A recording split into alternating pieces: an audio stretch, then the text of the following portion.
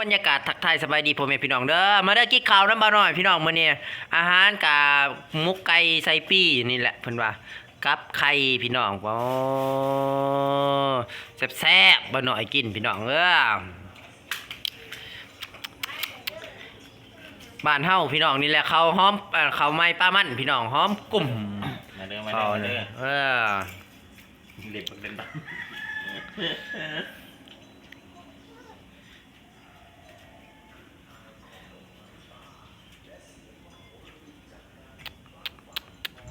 ตอนเพลแกงหน่อไม้พี่น้องส่วนในเพิ่นกินมุกไก่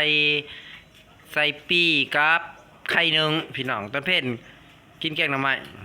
กินดีอยู่ดีตื่นขึ้น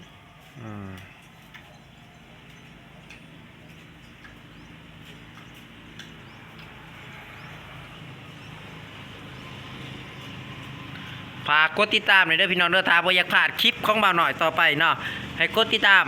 บ่าวหลาผ้าส้มบ่ว่าจะเป็นแฟนเพจหรือ YouTube พี่น้อง